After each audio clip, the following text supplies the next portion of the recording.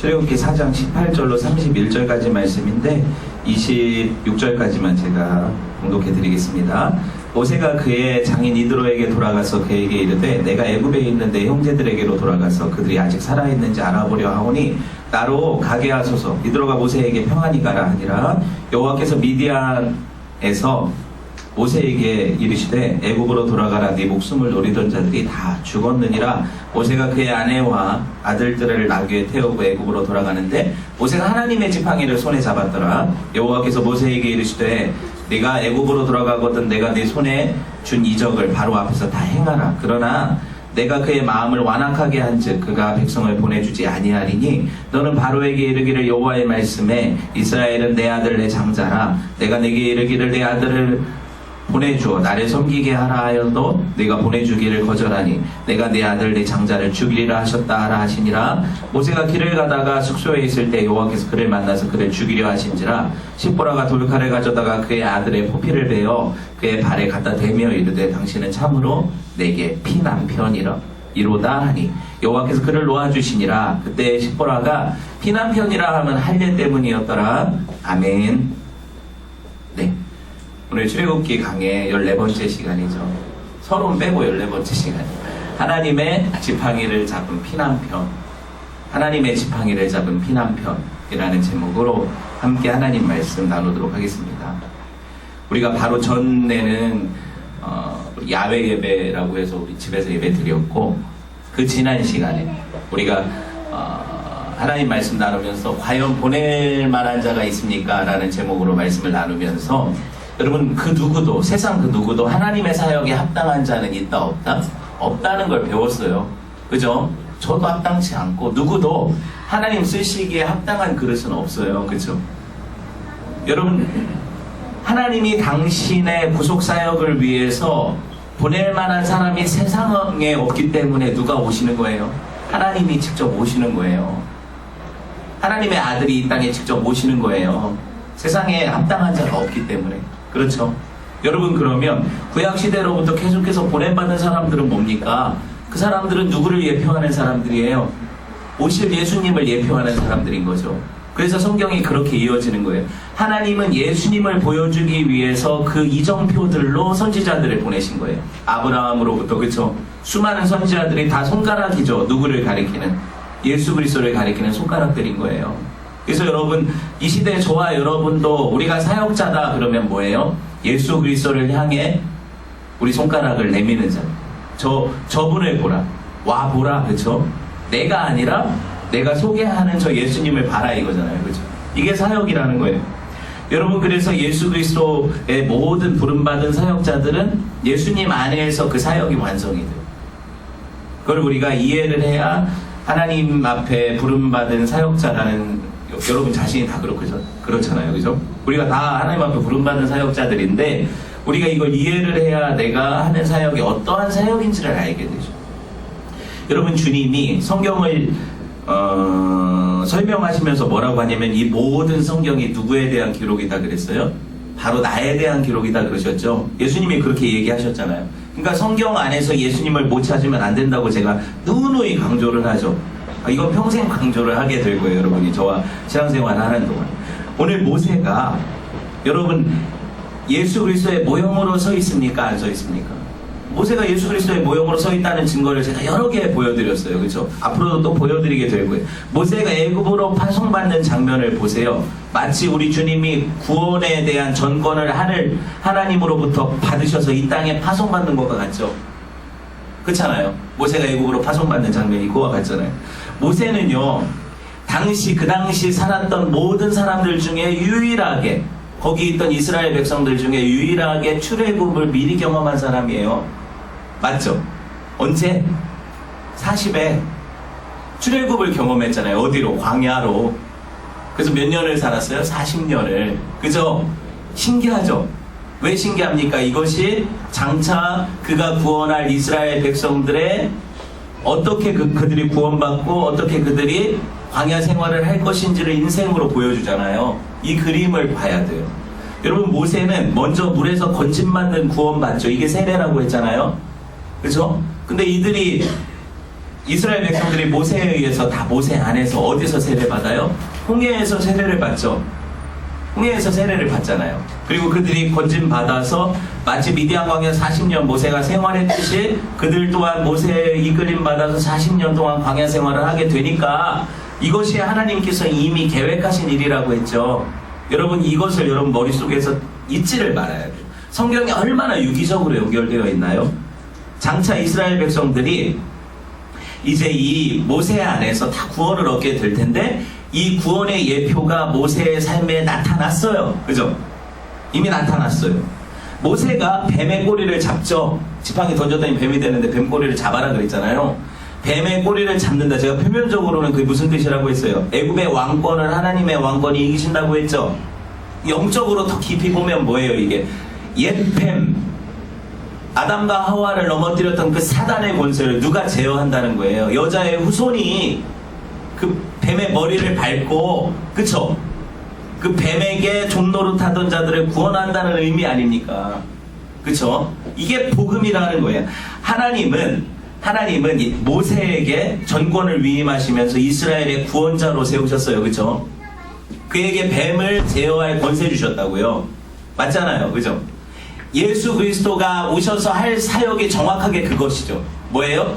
옛 뱀의 권세를 깨뜨리고 그 뱀 아래에서 종노릇하던 자들을 구원해내는 그 사역. 그죠? 그래서 하나님이 예수 그리스도에게 그 사단을 제어할 권세를 주시지 않습니까? 여러분 바울의 이야기인가요? 보면 그런 거 있잖아요. 너희가 뱀에 물려도 해를 당하지 않고 뭐 이런 말씀이 있죠. 들어보셨어요? 사역자를 향한 말씀들 중에 뱀에 물려도 해를 당하지 않고, 이게 단순히 독사를 목사가 이상하네. 목사가 독사한테 물려도 안 죽는다, 독이 안 오른다 이런 의미가 아니에요. 그게 물론 바울의 생애에 있어서는 실제로 뱀에 물렸어도 안 죽는 역사가 일어났지만 그게 영적인 의미가 그런 게 아니에요. 사단의 권세가 하나님의 사역자들을 죽이지 못한다는 얘기예요. 맞잖아요. 그렇죠? 이게 영적인 의미라는 거죠. 여러분 보세요. 뿐만 아니라 피부병이 손을 넣었다 빼니까 나았다. 이게 무슨 의미라고 했어요? 하나님께서 애굽하던 그 백성들을 정결한 신부로 치료하실 거라는 거라고 했잖아요. 이게 또 누가 하실 일이라고 했어요? 예수 그리스도께서 오셔서 하실 일 아닙니까? 우리를 그리스도의 신부로 정결하게 세우셔서 의의 흰옷을 입고, 그죠? 하나님 앞에 정결한 신부로 바꾸실 거라는 얘기예요. 또 한 가지 뭐예요? 이 모든 일의 역사가 어떻게 이루어집니까? 결국에는 피로 이루어진다는 거예요. 그죠? 나일강이 피로 변하는 사건은 그들이 말을 안 들을 때 일어나는 일이죠.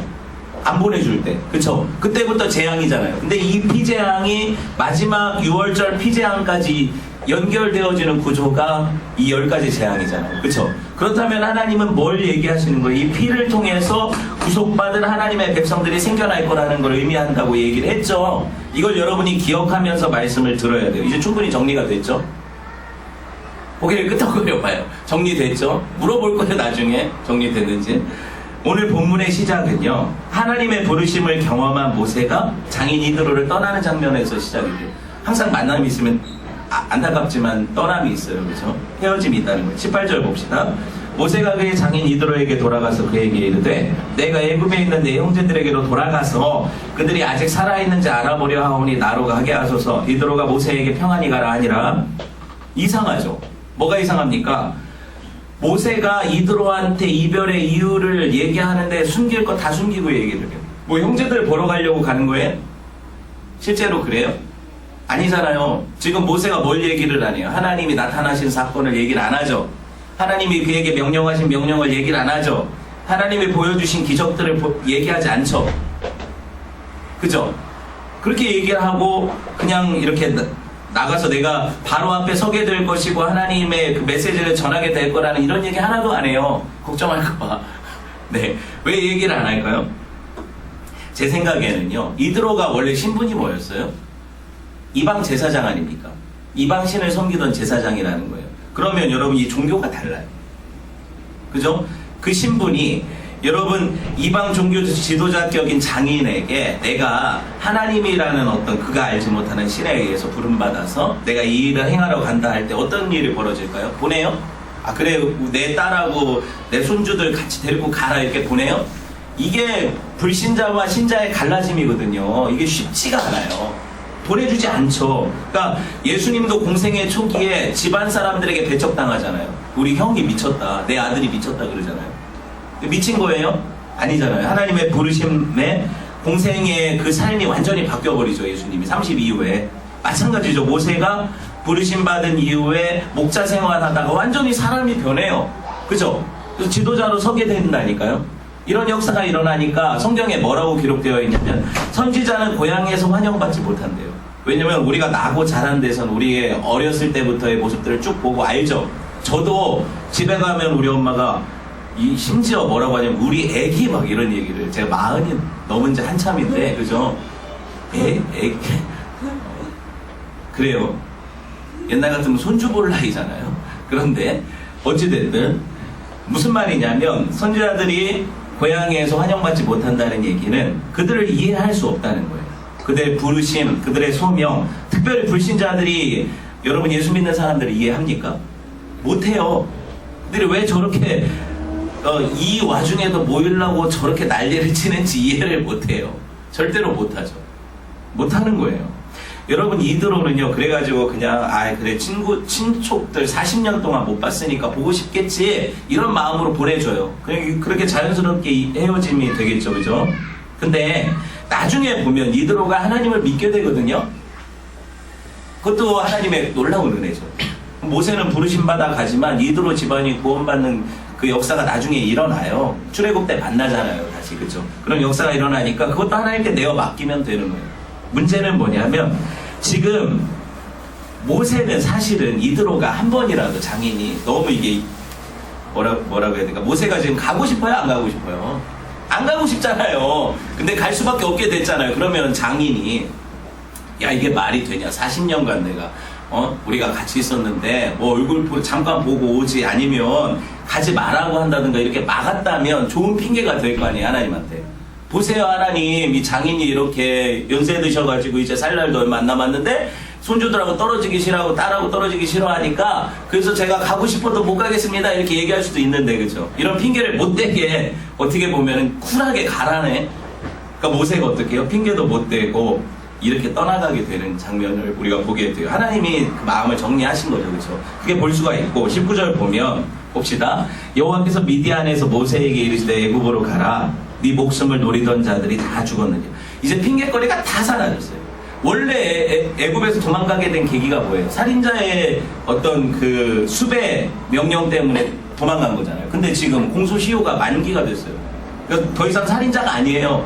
그 모세를 쫓던 사람들도 다 죽었어요. 알지도 못해 이제 모세가 그런 죄를 졌는지 40년 전에. 그러니까는 모세가 애굽으로 돌아가는데 거리끼는 장벽이 있어요, 없어요? 다 제거하시잖아요, 하나님이. 그러니까 이 길은 뭐예요? 하나님이 열어 보여주시는 길이라는 거예요. 제가 왜 이걸 얘기를 하려고 하냐면 여러분들이 하나님 앞에 부름받고 길을 가려 할 때 하나님이 길을 정리하시거든요. 그러니까 내가 사인이 있다고요. 하나님이 내가 이 길로 가게 하시는, 열어 보이시는 그 사인이 있다고요. 그죠? 그리고 내가 그걸 분명히 알아들을 만한 어떤 것들로 하나님이 보여주세요. 그러니까 모세가 지금 핑계댈 게 하나도 없죠. 나 거기 가면 죽어요. 나 수배자예요. 이런 핑계를 못 대잖아요. 그죠? 가도 살아요. 아무도 몰라요. 모세가 옛날에 살인자였다는 걸 아는 사람 다 죽었어요. 그죠? 그냥 갈 수 있는 거죠. 그래서 여러분 보시면 오늘 모세가 드디어 아내와 미디안에서 얻은 아들 둘이 있죠. 게르솜하고 므낫세인가요? 이 두 아들을 데리고 지금 길을 떠나는 장면인데, 그 아들들이 제가 볼 때 아들들이 어렸던 모양이에요. 왜냐하면 아들들을 지금 나귀에 태워서 데리고 가죠. 만약에 장성했다면, 40년 전에 낳아서 지금 나이가 한 40대였다면, 우리가 성경을 읽을 때 이런 식으로 읽잖아요. 모세가 그 아내를 시보라를 만났을 때가 우물가에서 만나서 바로 애기 난 것처럼 그렇게 이해를 하잖아요. 그죠? 그래서 거기서 애를 낳아가지고 뭐 이전의 일을 잊었다 해서 뭐, 그리고 나그네가 되었다 해서 아들들 이름 짓고 막 이랬잖아요. 그런데 그런 방식으로 성경을 보면 40이 돼야 돼, 나이가 애들이. 왜냐면 40세에 갔는데 80이 됐으니까 모세가. 그쵸? 근데 그런 식으로 볼 수가 없는 게 오늘 나귀를 타고 가는 걸 보면 아직 애들이 어렸던 모양이에요. 그러면 모세가 부름받은 시점 80세에 이 자녀들이 그렇게 나이가 많지 않았고, 이해되셨어요?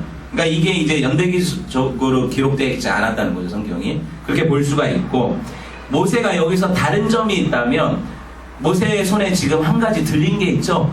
성경에서 뭘 강조하고 있어요, 지금? 보세요, 여러분. 20절에. 모세가 들고 있는 게 뭐예요, 손에? 지팡이는 지팡이인데 뭐라고 불러요? 하나님의 지팡이라고 불러요. 이게 완전히 다르잖아요. 그냥 목자의 제구인 지팡이가 아니라 하나님의 지팡이를 손에 잡았다, 이 강조점을 가지고 있어요. 모세가 지금 들고 가는데, 뭐 하러 가는데? 이제 애굽왕 바로 앞에 서서 하나님의 메시지를 전달하러 가는데 하나님의 지팡이를 잡았다는 거죠. 그죠? 이 말씀을 좀 깊이 봅시다. 여러분, 이 하나님의 지팡이는 앞으로 계속 나와요. 출애굽기에 계속 나와요. 사역의 중대한 고비고비마다 하나님께서 모세에게 이 지팡이로 능력을 행하게 하시거든요. 언제 나와요? 가령 10가지 재앙을 행할 때 이 하나님의 지팡이였어요. 나일강을 지팡이로 치니까 지팡이가 아니라 나일강이 피로 변했다. 그죠? 또 언제 나와요? 10가지 재앙에 다 지팡이가 나오거든요. 또 뭐가 나와요? 홍해를 가를 때 지팡이를 홍해로 내밀라. 그러니까 밤새도록 동풍이 불어서 홍해를 마르게 하죠. 그 지팡이가 쓰여요. 또 언제 쓰일까요? 반석에서 물을 낼 때 지팡이로 내가 너희를 위하여, 이건 잘못된 거죠. 화를 내면서 지가 내는 것처럼 물을 지가 주는 것처럼 했으니까 그래서 혼나잖아요. 그죠? 근데 어쨌든 지팡이로 바위를 칠 때 또 물이 나죠. 또 그 지팡이가 언제 쓰여요? 아말렉과의 전쟁에서 태양아 기드온 골짜기에 머물라 하고 여호수아는 앞에서 싸우고 군사들하고, 모세는 손을 들고 기도하는 장면이 있잖아요. 산에 올라가서 그때 지팡이를 들고 기도할 때 옆에서 아론이 또 훌이, 그죠? 손을 받쳐줘가지고 손이 떨어지지 않으니까 아말렉의 전쟁에서 이겼다 할 때 이 지팡이가 나와요. 지팡이가 그럼 무슨 의미일까요? 단순히 그냥 그냥 뱀으로 이렇게 던져서 놀래키는 소품이 아니라 하나님의 능력의 상징인 거죠. 왕권인 거예요. 하나님의 왕권. 그래서 예수 그리스도가 그 왕의 호를 가지고 오신다는 거예요. 왕권을 가지고 오신다는 거예요. 여러분, 재미있는 건 그 다음이에요. 저만 재미있나 모르겠는데 21절 봅시다. 같이 봅시다. 시작. 여호와께서 모세에게 이르시되 네가 애굽으로 돌아가거든 내가 네 손에 준 이적을 바로 앞에서 다 행하라. 그러나 내가 그의 마음을 완악하게 한즉 그가 백성을 보내주지 아니하리니. 여러분, 지팡이 가지고 뱀으로 실제로 만들어서 그 파라오의 신하들의 뱀을 다 잡아먹어도 파라오가 꿈쩍도 안 쳐. 안 보내주잖아요. 실제로 엄청난 기적들을 행해도 그 마음은 점점 어떻게 해요? 10가지 재앙이 지나가는 동안에 더 완악해지고 완고해져서 내가 보내라 봐라 이러죠. 그러니까 하나님의 부름받은 소명자들의 마음이 우울증이고 그들이 무기력증에 걸리는 이유가 있어요. 사실 승승장구하는 사역자들보다 실제로 부름받은 사역자들이 하나님의 소명이 녹록지 않다는 사실을 깊이 깨닫고 절감하게 되거든요. 그리고 우울증에 걸려요. 왜 이게 우울하냐면 내가 열심히 사역을 해도 하나님께서 그런 어떤 능력으로 그들의 마음을 확 열어서 그들이 돌아오는 기적을 보여주지 않거든요. 여기 보시면 뭐라고요? 내가 그들의 마음을 완악하게 한즉 그가 백성을 보내주지 않겠다. 알고 가는 거예요, 이게. 그러니까 사단에게 사로잡힌 백성들에게 복음을 전하면 그들이 확 돌아오는 역사를 기대하고 갈 거 아니에요, 사명자들이. 그죠? 근데 그게 그렇게 돼요, 안 돼요? 생각처럼 되지 않아요. 저도 소식적이랑 말씀만 전하면 사람들이 꼬꾸라치고 내가 예수를 믿겠다 그러고 앞으로 나와서 내가 주를 위해 살겠다고 이렇게 헌신할 줄 알았어요. 근데 지금 10년, 20년째 이제 사역을 하다 보니까 나는 나 한 사람도 변화시키기 어려운 사람이라는 걸 알게 돼요. 내 믿음 하나 하나님 앞에서 지켜가기가 어려운 사람이라는 걸 더 절감하게 돼요. 우울증에 걸렸냐, 제가. 우울할 때가 있죠. 왜냐면 사역에 있어서 기대치가 있잖아요. 그죠? 그런데 그렇게 안 될 때 사람이 그게 힘 빠지고 무기력해지죠. 있어요. 있는데 문제는 뭐냐면 그럴 때마다 뭘 보게 하세요? 하나님의 약속을 보게 하시는 거예요. 하나님의 약속을 보게 하시는 거예요. 그 약속이 야 내가 이렇게 하니까 다 해결될 거야 이런 약속이 아니라 내가 결국에 이것을 통하여 내 아들을 보여줄 거야. 예수 그리스도를 보여줄 거야. 이 사역에 네 능력 없음과 네 모든 무능함을 통해서 내 아들이 이 일들을 다 행하는 것을 보여줄 거야. 왜? 10가지 재앙의 끝에 누가 오세요? 6월절 어린 양이 오시잖아요. 그러니까 모세가 대단한 능력으로 어떤 일을 하고 막 바로 앞에 신처럼 보일지 몰라도 모세가 신이 아니거든요. 결국에 그가 노력해서 사역이 이루어지는 게 아니에요. 그가 보내지게 되는, 이스라엘 백성들이 출애굽하게 되는 유일한 이유가 뭐였어요? 유월절 어린 양의 피로 인한 장자의 죽음. 그쵸? 그럼 누구를 통해서 구원이 일어나는 거예요? 예수 그리스도를 통해서. 그걸 보여주는 이정표가 사역자예요. 계속해서 사역자는 자기 사역에서 실패를 경험하죠. 또 결국에 모든 성도들의 마음이 누구에게로 향해요? 하나, 예수 그리스도께로 향해요. 그러니까 결국에는 그거 같아요. 제가 사역을 하면서 하나님 앞에 계속 말씀을 붙잡고 씨름도 해보고, 결국에는 모든 사역자들이 그냥 이 표지판 같아요. 그런데 그 표지판들이 자기가 목적지인 것처럼 자기를 향해 있으면 그게 이단이 되는 거예요. 여러분 보세요. 내 아들 내 장자라 부르시는 하나님 마음을 보세요. 결국에는 하나님이 하실 거거든요. 왜? 내 자녀가 사단의 권세 아래 종로를 타고 있는데 그걸 그냥 보고 즐길 부모가 어디 있어요? 하나님이 그걸 못 참으시니까 아들 보내시는 거잖아요. 그러면 하나님이 하실 거란 말이죠. 그런데 하나님은 그 사단의 압제 아래 종로를 하고 있는, 애굽의 종로를 타고 있는 그 이스라엘을 향해 뭐라고 부르냐면 내 장자라고 부르세요. 그죠? 내 아들이라고 또 부르세요. 오늘 말씀 보세요. 22절 23절 같이 봅시다. 시작. 너는 바로에게 이르기를, 여호와의 말씀에 이스라엘은 내 아들 내 장자라, 내가 네게 이르기를 내 아들을 보내주어 나를 섬기게 하라 하여도 내가 보내주기를 거절하니 내가 내 아들 내 장자를 죽이리라 하셨다 하라 하시니라. 얼마나 무서운 말씀이에요. 모세가 이 말을 파라오 앞에서 하게 될 때 무슨 말이에요? 왕자를 죽이겠다는 말이잖아요. 이건 반역 아니에요. 바로 목을 쳐도 할 말 없죠. 이걸 얘기하러 가야 돼요. 그러니까 사역자들이 제일 힘든 게 뭐냐면, 전혀 하나님 말씀을 듣지 않은 완고한 자들에게 복음을 전할 때 그들의 눈빛을 보면 너나 잘하세요 이런 눈빛으로 잡아먹으려고 하는데도 증거를 해야 돼요. 이런 경험 있어요? 뭔 얘기를 하려는 거예요? 하나님이 근데요, 하나님 마음을 여기서 구구절절히 드러내 보이시는 게 뭐예요? 야, 네가 파라오든 뭐든 너 내 새끼 건드리면 죽어, 이거죠. 이 말씀이 그거 아니에요. 내 장자 내 새끼라 이스라엘은, 그러니까 너 걔네들 안 보내주면 네 새끼 죽일 거야, 네 장자 죽일 거야. 그렇게 엄포를 놓으실 때 여러분, 하나님이 너무 감정적이시죠. 근데 제가 이게 이해가 돼요. 하나님의 정말 아버지시라는 거죠. 이거 안 놓아보내면 어떻게 돼요? 죽는 거예요. 근데 실제로 죽잖아요. 파라오의 장자가 죽잖아요. 그래서 내보낸 거 아니에요? 깜짝 놀래가지고. 그러니까 하나님은 진심이신 거죠. 죽는다는 거예요. 근데 파라오는 이게 진짜 자기 아들이 죽기 전까지는 알지 못했죠. 그 진심을 알지를 못하는 거예요. 여러분, 구구절절히 하나님의 울분이 느껴져요. 이 구절에서. 그러니까 결국에 구원은 누가 이루실 거예요? 하나님이 이루실 거예요. 왜? 하나님이 이마만큼 마음 써서 자기 아들들을 그 사단의 압제에서 빼내려는 아버지 심정 갖고 계시기 때문에 그래요. 이걸 모르면 사역하면 안 돼요. 왜냐면 하나님은 그 마음 가지고 전하라고 하시는 거거든요. 제가 좋아서 말씀 전하는 게 아니에요. 제가 사람들을 이렇게 막 어떻게 컨트롤할 수 있고 그들이 말씀 들을 때 변화되고 이런 제 기대를 가지고 말씀 전하는 게 아니거든요. 하나님 마음을 증거를 하면 그들 안에서 하나님이 말씀하세요. 하나님이 이 일들을 깨닫게 하시죠. 여러분, 그래서 이스라엘을 향해 장자들의 총회라고 부르는 거예요. 근데 다 장자예요. 예수 믿는 모든 사람들은 장자예요. 내가 셋째로 태어났는데요, 장자예요. 영적으로 다 장자예요. 그래서 하나님이 계시록에 보면 장자들의 총회라고 부르는 거예요, 이스라엘. 근데 하늘나라에 진짜 장자가 계시잖아요. 그 누구세요? 예수님이시죠. 그런데 하나님은 그 장자와 맞바꾸어서 다른 장자들을 사시잖아요. 이게 복음의 이야기인데, 여러분, 모세가 이걸 먼저 경험하게 된다니까요. 모세를 통해서 구원하시기로 하시더니 모세를 죽이려고 하시는 일이 일어나요. 오늘 본문에, 그죠?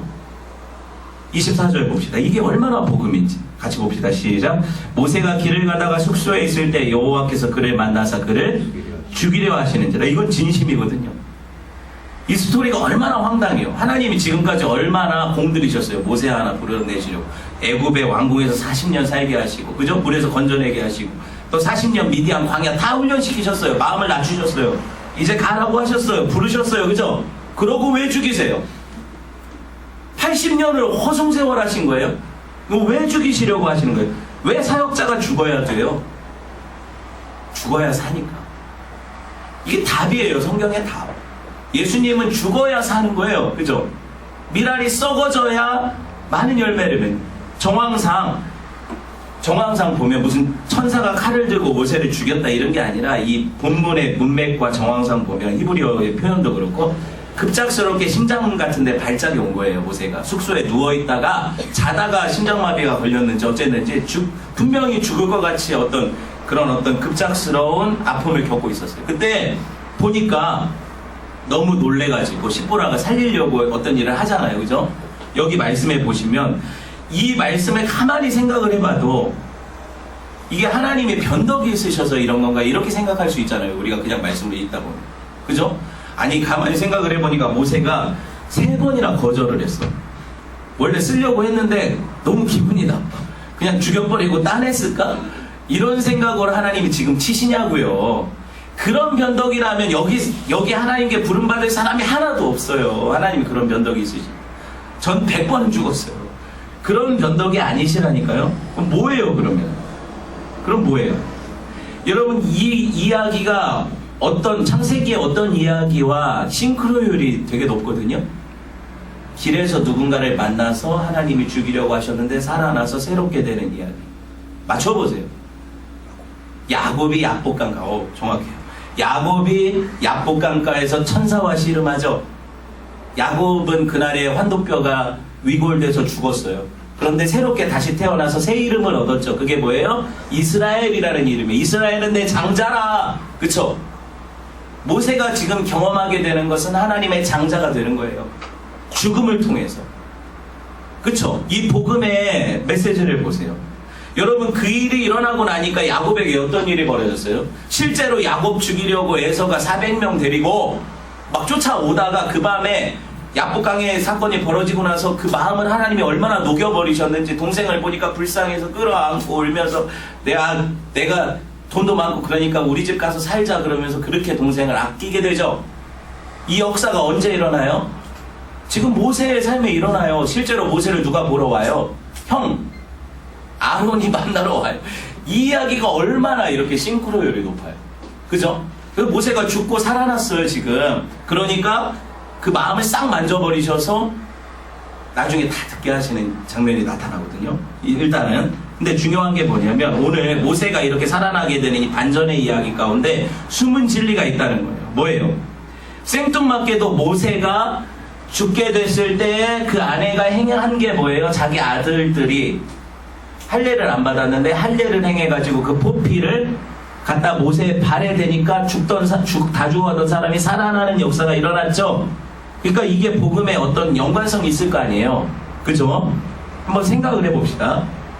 25절에 보니까 십보라가 돌칼 하나도 무슨 소독약도 없고 이거 감염으로 죽을 수도 있어요. 길에 가다가 뾰족한 돌 하나 집어가지고 표피를 잘랐으니까 이거 얼마나 고통스러운 일이에요. 애가 청소년이라 하더라도. 그죠? 그러고 나서 하는 말이 피난편이다 이렇게 얘기하거든요. 25절에. 그죠? 그러니까 26절에 어떤 일이 벌어졌어요? 하나님이 모세를 놔주셨어요. 살려주셨대요. 그러면 여기서 추론해 볼 수 있는 건 한 가지는 뭐예요? 하나님이 모세를 죽이려고 하셨던 이유가 정황상 뭐 때문이에요? 아들들이 할례 받지 않아서라는 거죠. 왜? 할례를 해서 살려주시니까. 그리고 이걸 누가 알고 있었어요? 십보라가 알고 있었다는 거죠. 십보라는 미디안 사람이죠. 그 이방인 아내. 그죠? 그런데 할례를 행해서 하니까 살아나는 이거를 십보라가 이 과정을 알고 있었어요. 그럼 무슨 의미가 있어요 이게? 모세는 실제로 어려서 버림받기 전에 그죠? 할례 받았어요. 히브리인의 정체성을 가졌고 언약의 표징을 가졌다고요. 근데 모세 자녀들은 어디서 태어났어요? 이방 미디안에서 태어났고 그들에게는 할례의 기회가 없었어요. 왜? 할아버지도 이방 제사장이죠. 엄마도 그거 관심 없죠. 그리고 모세 입장에서는 십보라한테 우리 아들들은 언약 백성이니까 할례 받아야 돼. 하지만 누가 반대를 해요? 아내가. 아니 왜 그런 번잡스러운 일을 합니까? 애가 감염돼서 죽으면 어떡합니까? 반대했을 거란 말이죠. 이게 정황상 읽히는 거예요. 이게 써있지는 않죠. 그렇지만 얼마든지 알 수 있죠. 왜 알 수 있어요? 십보라가 이걸 깨닫고 할례를 행해버리잖아요. 이유가 그거라는 거 알고 있었다는 얘기잖아요. 그죠?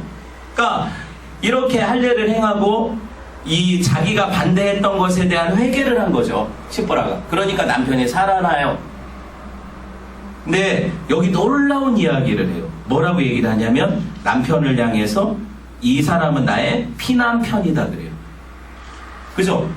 그런 고백은 사실은 이게 하나님의 성령에 의한 고백이거든요. 무슨 뭐 십보라가 이 복음의 진리를 다 깨닫고 결국에 예수님이 피남편 되실 것을 알고 이걸 고백했으리라고 생각하지 않아요. 그러니까 그는 그냥 그렇게 고백을 했는데 하나님이 고백을 들어 쓰시는 거거든요. 모세는 실제로 십보라의 피남편이 돼서 이스라엘의 구속자가 되죠. 그죠? 근데 이 피남편의 진리는 성경에 구구절절히 이미 기록되어 오던 거예요. 그거 아세요? 여러분 보세요. 남편이 다 죽게 된 다급한 상황에서 그 일을 행했고 그가 살아났고 그가 구속자로 완전히 준비가 되어서 그 가정 또한 영적인 질서 안에 들어갔어요. 그죠? 이 일을 행할 때 이 고백이 제가 볼 때는 구약에 나타난 예수 그리스도에 대한 고백 중에 가장 탁월한 고백 중에 하나가 이 피남편 고백이에요. 제가 볼 때 그래요. 왜 그러냐면 예수님이 실제로 우리의 피남편이 되시기 때문에. 성경은 줄곧 계속 이야기를 해온다고 했죠. 신랑이 보세요.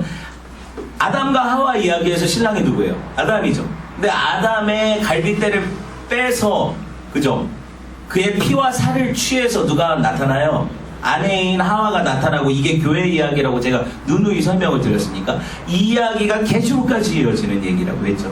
그러면 이 피남편이 올 때 여러분 이 피남편의 이야기가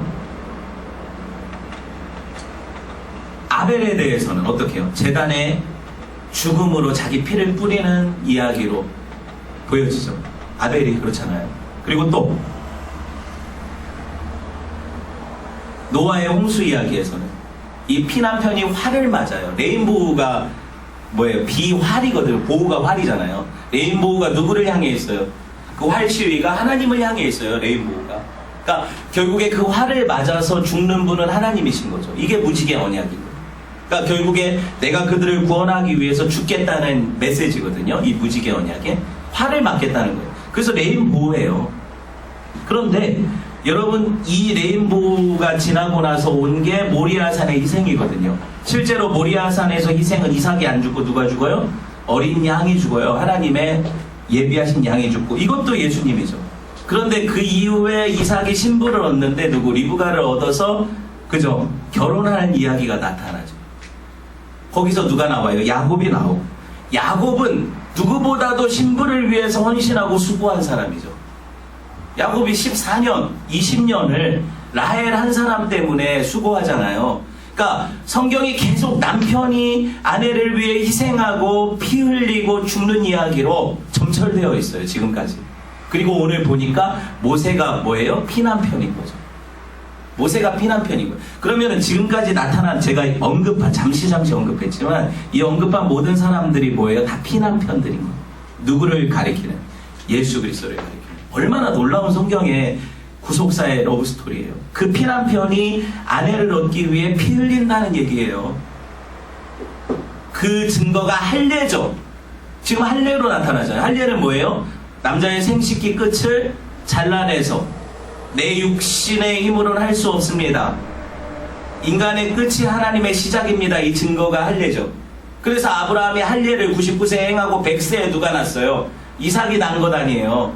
그러면 뭐예요? 인간의 끝은 하나님의 시작이라는 사실이 맞고 하나님의 역사는 여러분 어떻게 일어난다? 이 육체의 죽음을 통해서 할례를 통해서 끊어짐을 통해서 새로운 생명이 잉태된다는 얘기예요. 이게 복음의 진리죠. 그러면 거듭남은 이 할례를 통해서 죽은 자가 다시 예수 그리스도와 함께 살아나는 역사거든요. 이게 십자가죠. 그러니까 십자가상에서 할례 받은 분은 누구세요? 자기 몸을 찢으신 예수님이 십자가상에서 할례 받은 분이세요. 이 복음을 이해를 하셔야 돼요. 예수 그리스도가 십자가상에서 자기 몸을 찢으셨을 때 일어났던 일이 뭐예요? 성소와 지성소를 가로막고 있던 휘장이 위로부터 아래로 반으로 쪼개졌죠. 왜 지성소의 휘장이 쪼개져야 사는 거예요? 죄인인 인간은 하나님 앞에 설 수가 없어요. 거기로 들어갈 수가 없다고요, 지성소로. 그런데 자기 몸을 찢으심으로 그 아들이 생명의 길을 내셨죠. 이게 새롭고 산 길이에요. 로마서에서 얘기하는. 그 새롭고 산 길로 누가 들어가요? 죄인들이 구속받아서 들어가 하나님 앞에 서게 되죠. 이건 에덴 동산을 닫았던 문을 여시는 것과 같아요. 왜? 에덴 동산 중앙에 뭐가 있어서 못 먹게 하시려고 닫았어요? 생명나무가. 그런데 하나님이 천사를 통해서 닫으신 그 에덴의 그 길이 예수 그리스도를 통해서 열리는 거예요. 그러면은 우리가 생명나무를 따먹을 길이 생겨요, 안 생겨요? 생기죠. 그럼 영생을 누릴 수 있어요, 없어요? 있죠. 이게 복음이라는 거예요. 그래서 여러분 그 성막의 지성소 휘장에 새겨진 게 뭔지 아세요? 놀랍게도 이게 그룹이에요. 천사라고요. 이 천사는 뭘 상징할까요? 지성소를 지키는 천사잖아요. 에덴의 문을 지키던 두루 도는 화영금을 가졌던 그룹이 생각이 나는 거죠. 그러니까 결국에 성경이 이렇게 이어져 있기 때문에 우리가 이 피복음을 이해를 못하면 절대 복음을 몰라요. 마가복음 10장 38절에서 39절에 보면 예수님의 십자가의 예표가 할례라는 것을 우리가 알 수 있는데 38절 봅시다. 시작. 예수께서 이르시되 너희는 너희가 구하는 것을 알지 못하는도다. 내가 마시는 잔을 너희가 마실 수 있으며 내가 받는 세례를 너희가 받을 수 있느냐? 그들이 말하되 할 수 있나이다. 예수께서 이르시되 너희는 내가 마시는 잔을 마시며 내가 받는 세례를 받으려니와. 그럼 여기서 받으시는 세례와 잔은 뭐예요? 십자가죠. 이거 누가 몰라요, 그죠? 그 이후에 십자가 지러 가시잖아요. 그리고 너네들도 결국에 나를 따르는 너네들도 뭘 지게 될 거다? 십자가 지게 될 거라는 의미잖아요. 그러면 이 세례는 결국에 십자가상의 할례거든요.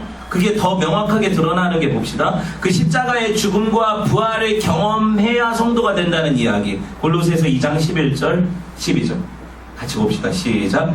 또 그 안에서 너희가 손으로 하지 아니한 할례를 받았으니 곧 육의 몸을 벗는 것이요 그리스도의 할례라. 너희가 세례로 그리스도와 함께. 여기서 할례와 세례가 어떻게 해요? 교호적으로 쓰이죠. 같은 말이라는 거예요. 할례로 또 세례로 그리스도와 함께 장사되고 또 죽은 자 가운데에서 그를 일으키신 하나님의 역사를 믿음으로 말미암아 그 안에서 함께 일으키심을 받았다. 그러면 할례 받은 자들은 어떻게 해요? 다시 살아나는 자들이죠. 그러니까 모세는 죽었다 사는 거예요. 맞죠? 모세만 죽었다 삽니까? 아니죠. 홍해에서 세례받는, 홍해에서 할례받은 모든 백성들은 다 죽었다 사는 거예요. 그죠? 그게 무슨 의미예요? 예수 그리스도의 십자가를 믿음으로 받아들이는 모든 인생들은 다 거듭나는 거예요. 죽었다 산다는 거죠, 우리가. 그러니까 예수 믿는 모든 사람들은 다 죽었다 산 사람들이에요. 보세요, 옆에. 이게 좀비가 아니라 죽었다 산 사람들이에요, 옆에 있는 사람들이. 이게 신기하지 않아요? 근데 이 진리를 어떻게 아냐고요? 여러분 어떻게 믿냐고요? 제가 이 얘기를 하고 싶은 거예요. 여러분 이걸 어떻게 믿는 거예요? 믿게 하신 하나님이 계신 거예요. 여러분 이거 똑같이 설교를 해도 못 믿는 사람들이 있다니까요. 당연히 안 믿죠. 그게 뭐 나와 무슨 상관이? 이 피난편이 나와 무슨 상관이? 그런데 이 피난편과 상관이 없다고 고백하는 사람들은 정말 그와 상관없는 곳으로 가게 돼요. 근데 그분의 그 희생, 십자가의 죽으심과 나와 상관이 있다. 그분의 부활이 내 부활이다 라고 믿는 사람들은 영생을 누리게 되죠. 그러니까 상관이 있고 상관없는 것은 상관이 있고 상관없는 게 돼요. 실제로 하나님과. 여러분 예수 믿는다는 것은 이미 여러분 안에 이 언약의 증표가 있다는 거예요. 그래서 마음에 뭘 받아라? 할례를 받으라고. 마음의 할례가 십자가를 받아들이는 거거든요. 여러분 이 이야기가 실제로 어떻게 일어나요? 결국에 모세가 죽었다 살아난 이 할례 이야기는 어디서 일어나요? 6월절에 일어나잖아요. 6월절에 어린 양이 피 발라서 살고 죽는 얘기가 일어나잖아요. 그리고 나서 구원이 일어나니까 결국에 십자가를 향해서 이 모세의 할례 이야기도 그죠? 향해 있는 거예요. 결국에 모든 게 다 여기로 가고 있기 때문에 여러분 이 복음을 이해를 하면 이제 이게 다 뚫려요. 진짜 하늘의 장자께서 영광의 보좌를 떠나서 이 땅에 오셨죠. 그리고 그 독생자가 자기 피값으로 택함받은 백성들을 사는 이야기가 복음이라고 했죠. 이 복음을 먼저 깨달아야 하는 사람이 사역자들이죠. 모세는 이 구원의 역사를 행하러 가기 전에 먼저 자기가 이걸 경험해야 되는 거예요. 그죠? 그래서 거기서 죽고 살아나서 모세가 확실히 이 복음을 깨닫는 거예요. 그리고 결국에 내가 어떤 짓을 해도 이게 이런 방식으로 구원이 일어나는 게 아니라 아들, 그 하나님의 아들이 죽으셔야, 그 장자가 죽으셔야 이스라엘이 구원받게 되겠구나, 이걸 깨닫고 가는 거예요, 모세가. 그러니까 10번을 9번을 거절을 해도 모세가 참는 거죠. 그게 가능해요. 우리 같으면 2-3번 거절하면 사실은 나도 무섭잖아요. 파라오를 대할 때 이게 언제 죽일지 몰라요. 나도 그 10번이나 거기 찾아가는 게 이게 쉽냐고요. 안 그렇잖아요. 근데 가게 돼요. 왜 가게 되냐면 하나님이 결국에 일을 하실 거라는 믿음을 가지면 가게 돼요. 그렇게 되는 거예요. 말씀을 좀 정리를 할게요.